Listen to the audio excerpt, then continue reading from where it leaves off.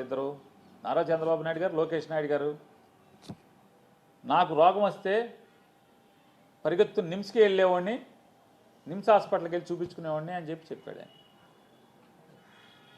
వైద్యం అనేది ప్రభుత్వ ఆసుపత్రుల్లో ఉచితంగా ఉంటేనే అద్భుతమైంది. మేము రాగానే గవర్నమెంట్ హాస్పిటల్ అన్నీ కూడా అద్భుతంగా చేస్తాం.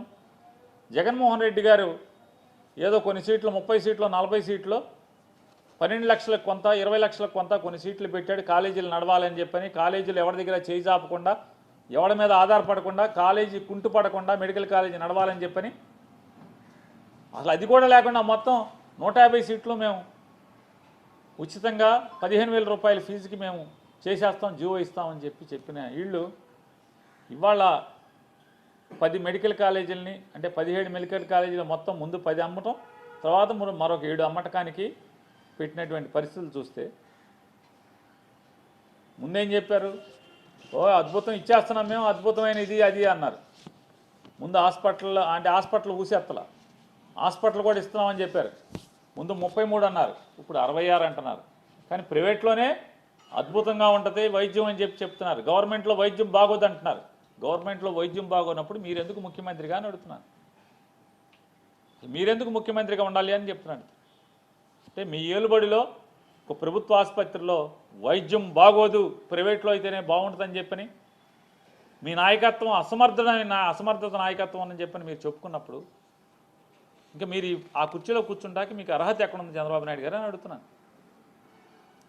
ఇవాళ మెడికల్ కాలేజీలకి వచ్చే ముందు ఏం చెప్పారు? జగన్ని పాతేసాం, పాతాళంలో పాతేసాం, గొయ్యి తీసి గోతులో పాతి పెట్టామన్నారు. మీ కర్మకు ఇప్పుడు మెడికల్ కాలేజీ వచ్చింది, వెంటనే ప్రైవేటీకరణ. మేబీ మెడికల్ కాలేజీ అమ్మకానికి టెండర్లు పిలిస్తే ఒక్క టెండర్ రాలా. ఎందుకు రాలా? మరి జగన్ని పాతేసామన్నారు కదా. జగన్ పాతేసామంటే ఇప్పుడు ఎందుకు రావట్లేదు మెడికల్ కాలేజీలకి? మీరు చెప్పినటువంటి సొల్లు మాటలు. మీరు ఎలక్షన్కి వెళ్ళినా ఏం చెప్పారు?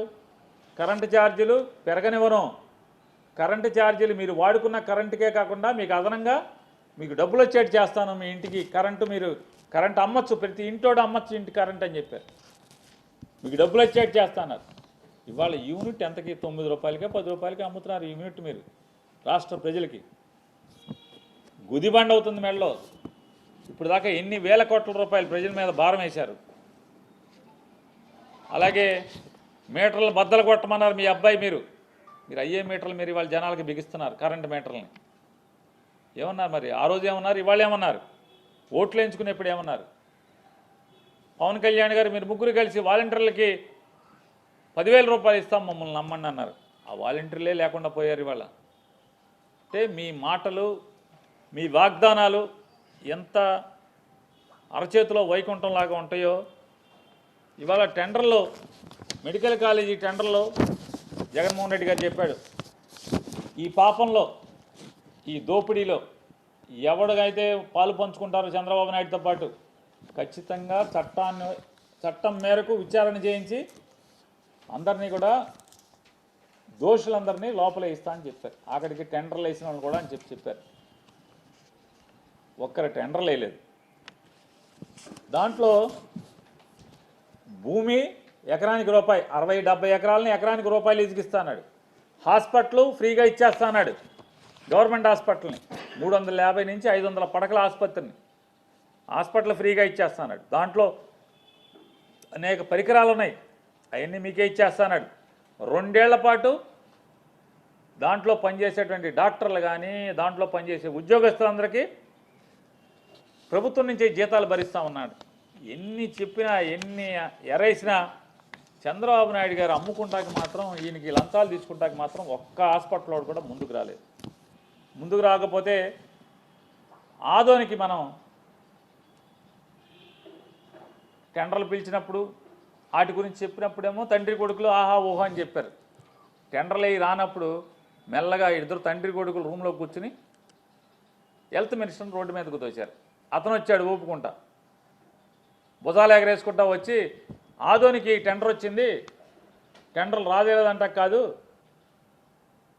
ఆదోనికి ఒక టెండర్ వచ్చింది, ఆహా ఓహో అని చప్పట్లకి ఇప్పుడు కొట్టండి అన్నాడు. సరే అందరూ ఆధారం టెండర్ వచ్చిందా అని చెప్పి తెలుగుదేశం వాళ్ళు కూడా సంబరపడ్డారు. ఓ ఫోన్లే జగన్ మూలంగా జగన్ చేతిలో మన పరుగు పోలేదు, జగన్మోహన్ రెడ్డి గారు బెదిరిస్తే ఎవడు రాలేదు, మన వాళ్ళకి వద్దురా అని చెప్తే వింటలేదు, సర్లేరా బాబు అని చెప్పాను అనుకుంటే ఈలోపు 2 రోజులు ఇంకా గడవల సత్యకుమార్ యాదవ్ గారు ప్రకటించాడు. ఏమని? కిమ్స్ హాస్పిటల్ వాళ్ళు టెండర్ వేశారు ఆదోనికి, మిగతాయి కూడా మళ్ళీ పిలుస్తామని చెప్పారు. 2 రోజులు అవ్వగానే 2 రోజులు తిరగకముందే అదేదో మోహన్ బాబు గారు కొడుకు సినిమా ఒకటి ఉంది, ఆ సినిమాలో బ్రహ్మానందం గారు అంటాడు, రావు గారు నన్ను ఇరికించబాకండి దీంట్లో అని చెప్పంటారు. ఆయన అంటాడు, ప్లీజ్ రావు గారు ప్లీజ్ నన్ను దీంట్లో లాగబాకండి రావు గారు అంటాడు.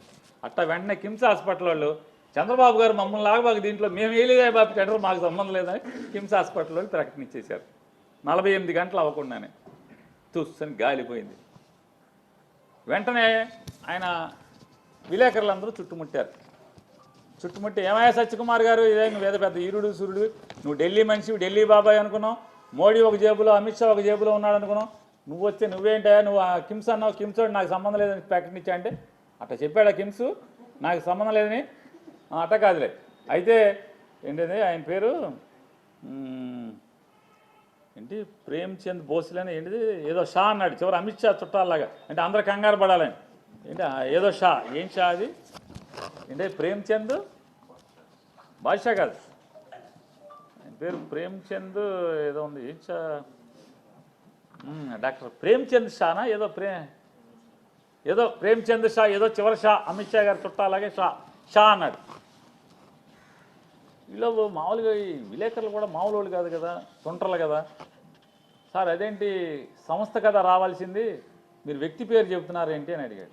కిమ్స్ అన్నారు కదా, ఈ షా ఎవడో అని అడిగారు. ఏమయ్యా షా అంటే కిమ్స్ హాస్పిటల్లో పనిచేసే డాక్టర్ అయ్యా, ప్రేమ్చంద్ షా అని ఉన్నాడు, కార్డియాలజిస్ట్, అతను గుండె సంబంధించిన డాక్టరు, అతను కిమ్స్ డాక్టరు ప్రేమ్చంద్ షా. సార్ అతను సంస్థ కాదు కదా, మరి డబ్బులు ఎట్టా అంటే అతనికి నెట్వర్క్ ఉంది, ఓ పదం అదే, అతను బాగా నెట్వర్క్ ఉంది అతనికి, అతను అద్భుతం, అతను ఎరగొట్టేస్తాడు, కిమ్స్లో అసోసియేటెడ్ విత్ కిమ్స్ అని చెప్పి అన్నాడు. ఢిల్లీకి వెళ్ళి తిరుగుతాడు కదా, network, he is associated with KIMS, Premchand Shah doctor, ఇవన్నీ చెప్పాడు. అయిపోతే సార్ వాళ్ళేమో బ్రహ్మానందం గారిలాగా బాబు రావు గారు నన్ను లాక్కండి, నన్ను ఇన్వాల్వ్ చేయబాకండి అని చెప్పి వాళ్ళు తప్పుకుంటే, తీరా వచ్చాక అనుమానం వచ్చి కొట్టాం గూగుల్లో, ఈ డాక్టర్ ప్రేమ్చంద్ షా అనేవాడు ఎవడో అని. అసలు కిమ్స్ హాస్పిటల్లో 26 హాస్పిటల్స్ ఉన్నాయంట కిమ్స్కి, భారతదేశం మొత్తం మీద కిమ్స్ హాస్పిటల్కి 26 హాస్పిటల్స్ ఉన్నాయంట. 26 హాస్పిటల్లో ఒక్క ప్రేమ్చంద్ షా అనేవాడు డాక్టర్ లేడు. జోకా సీరియసే, 26 హాస్పిటల్లో ఒక్క ప్రేమ్చంద్ షా డాక్టర్ అనేవాడు లేడు. అమ్మని ఇదేంట్రా ఈ డాక్టర్ ప్రేమ్చంద్ షా అనేవాడు అసలు కిమ్స్లో లేడా? ఇదేంటి కిమ్స్లో డాక్టరు, గుండె డాక్టరు, నెట్వర్క్ ఉంది, హీజ్ అసోసియేటెడ్ విత్ కిమ్స్ అన్నాడు, కిమ్స్లో పనిచేయట్లేదని చెప్పని సరే మేము బందర్లో ఒక 4గురిని కలిసి ఛార్జీలు ఇచ్చి మొత్తం అన్ని హాస్పిటల్కి పంపించాం. మా వాళ్ళని వెళ్ళారు, బాబు కనుక్కురండి ఒకసారి అసలు ఏ హాస్పిటల్ ఈ ప్రేమ్చంద్ షా అనేవాడు ఏ కిమ్స్లో ఏం చేస్తున్నాడని చెప్పని. ఎన్ని చోట్ల 26 సెంటర్లో వెళ్ళి ఎన్ని చోట్లకి వెళ్ళినా కూడా డాక్టర్లో ప్రేమ్చంద్ షా లేడండి. గుండె డాక్టర్ అసలే లేడు, అసలు డాక్టర్ లేడు, మత్తు డాక్టర్ కూడా లేడు, రక్త పరీక్షలు చేసే డాక్టర్ కూడా ప్రేమ్చంద్ షా అనేవాడు లేడు. ఏమండి పోనీ మీ గుమ్మస్తాలు ఎవరన్నా ఉన్నారండి? అసలు గుమ్మస్తా అనేవాడు ఎవడు ప్రేమ్చంద్ షా లేడు. ఏమండి పోనీ కాంపౌండర్ ఎవడన్నా ఉన్నాడండి? మేల్ నర్సులు ఎవడన్నా ఉన్నాడండి? అసలు మేల్ నర్సు కాదు, అసలు ఎవడు లేడయ్యా. ఎవడన్నా ఇంకెవడన్నా ఉన్నాడండి అంటే పోనీ ఏమన్నా అటెండర్లు కానీ, అటెండర్లో కూడా ఎవడో లేడయ్యా. పోనీ ఏమన్నా టాయిలెట్లకు అడిగేవాడు ఎవడన్నా అంటే ఎవడో ఒకడు ఉన్నాడండి ప్రేమ్చంద్ అని, షా లేదు అతనికి చివర అన్నారు.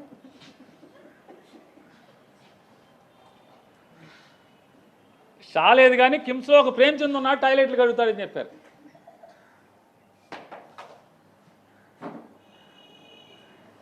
మొన్న కేసీఆర్ అంటేనేమో ఆంధ్రజ్యోతి రాధాకృష్ణ గారు పిసుక్కున్నాడు. ఇట్లా రబ్బర్ పసుపు బంతి ఉంటుంది కదా, అట్లా పిసుక్కోవటం అని మామూలుగా ఫిజియోథెరపీలో పిసుకుతారు, అట్లా పిసుక్కున్నాడు ఆంధ్రజ్యోతి రాధాకృష్ణ గారు. కేసీఆర్ మా బాబు గారిని ఇట్లా అంటాడా? ఏమని బిజినెస్ సమ్మిట్లో 5 స్టార్ హోటల్లో పనిచేసే వాళ్ళు తీసుకొచ్చి కోట్లేసి నుంచో పెట్టారని. అంతకేదో రామోజీరావు గారు పిసుక్కున్నాడు. ఎప్పుడు పాత రోజుల్లో 2004 ముందు రామారావుని పడేసిన తర్వాత చంద్రబాబు నాయుడుకి బిజినెస్ సమ్మిట్ అంటే ఏం లేదయ్యా, వేసాకాలానికి మన చలికాలం అప్పుడు నేపాల్ వాళ్ళు వచ్చి రోడ్ల పక్కన సెట్టర్లు అమ్మేవాళ్ళు, ఇప్పుడు అమ్మట్లో అప్పుడు అమ్మేవాళ్ళు, వాళ్ళకే తెచ్చి కోట్లు వేసేసి తీసుకొచ్చి సంతకాలు పెట్టి ఫోటో తీసేస్తున్నాడయ్యా చంద్రబాబు అని చెప్పి రాజశేఖర రెడ్డి గారు అనేవాడు. అప్పుడు సెట్టర్లు అమ్మేవాళ్ళని కోట్లు వేసి తీసుకొచ్చాయండి. ఇప్పుడేమో కేసీఆర్ అన్నాడు హోటల్లో కుక్కులను తీసుకొచ్చి హోటల్లో పనిచేసే వాళ్ళని తీసుకొచ్చి 5 స్టార్ వాళ్ళని కోట్లు వేసి సంతకాలు పెట్టి ఊరికే ఫోటోలు దిగుతున్నాడని చెప్తారు. ఇది కూడా అంతే కదా. కిమ్స్ హాస్పిటల్లో ఎవడ బాత్రూమ్లు కడిగే ప్రేమచంద్ ఏంటి, షా కూడా లేదంట. మరి ఆ షాతో మీకు టెండర్ వేయించుకోవటం ఏంటి నాకు అర్థం కాదు. నారా చంద్రబాబు నాయుడు గారు ఛాలెంజ్ చేస్తున్నా, కిమ్స్ హాస్పిటల్లో ప్రేమ్చంద్ షా అనే డాక్టర్ లేడు, ఉన్నారని కనుక మీరు ప్రూవ్ చేస్తే కిమ్స్ హాస్పిటల్తో సర్టిఫికేట్ ఇస్తే, ఇదిగో ఇన్నాళ్ళని అతని పే స్లిప్ ఇన్ని సంవత్సరాల నుంచి మా దగ్గర జీతం తీసుకు పనిచేస్తున్నాడని ఆధారాలు కనుక మీరు బయట పెడితే నేను తలకాయ ఉంచి చంద్రబాబు నాయుడు గారికి క్షమాపణ చెప్తాను. క్షమాపణ చెప్తాక సిద్ధంగా ఉన్నాను. ప్రేమ్చంద్ షా అనేటువంటి కార్డియాలజిస్ట్ కానీ డాక్టర్ కానీ కిమ్స్ హాస్పిటల్లో పనిచేస్తూ ఎన్నో సంవత్సరాల నుంచి జీతం తీసుకుంటున్నట్టు కనుక మీరు కనుక పే స్లిప్ చూపిస్తే, కిమ్స్ హాస్పిటల్ వాళ్ళతో ప్రేమ్చంద్ షా మా దగ్గర ఇన్ని సంవత్సరాల నుంచి పనిచేస్తున్నాడని కనుక మీరు సర్టిఫికేట్ ఇస్తే శిరస్సు వంచి మీకు క్షమాపణ కోరుతాను. నేను తప్పు మాట్లాడాను, తప్పండి. నేను మీకులాగా మీరు జగన్ మీద బురదేసినట్టు, ఆంధ్రజ్యోతి రాధాకృష్ణ గారు బురదేసినట్టు, ఈనాడు రామోజీరావు గారు అబ్బాయి బురదేసినట్టు, చంద్రబాబు నాయుడు గారి కొడుకు నారా లోకేష్ నాయుడు బురదేసినట్టు, అలాగే మీ మిత్రుడు పవన్ కళ్యాణ్ బురదేసినట్టు నేను కూడా వేసానండి, నాది తప్పు మన్నించండి అని చెప్పి కోరుకుంటాను. నేను ఛాలెంజ్ చేస్తాను, మీరు ఒప్పుకోండి. మీరేం చేస్తారు?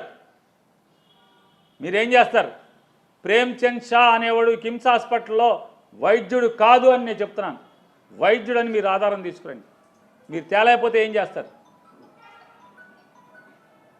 ఇవాళ ఏమైంది?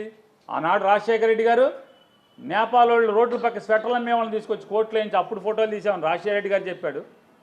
కేసీఆర్ గారు ఏమో అంతకితం చెప్పాడు, 14-19లో నువ్వు స్టార్ హోటల్లో పనిచేసే కుక్కులను తీసుకొచ్చి కోట్లేసి ఫోటోలు దిగామని చెప్పానేమో ఆయన చెప్పాడు.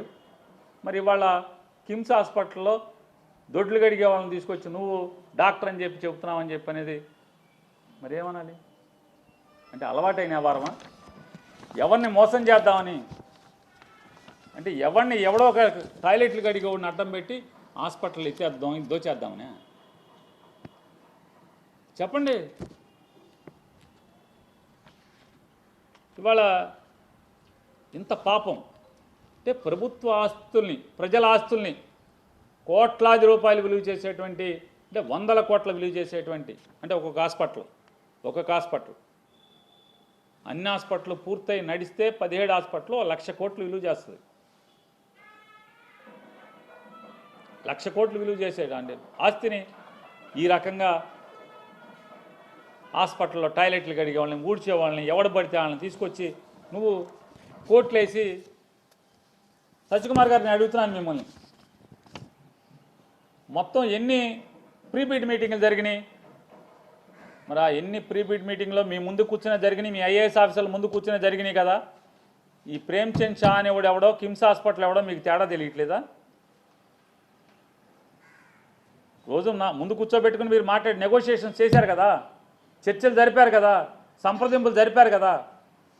ఆడి కిమ్సా, బొమ్సా, లేకపోతే గుండె డాక్టరా, లేదా దొడ్లు గడిగేవాడా తెలియలేదా అన్నారు.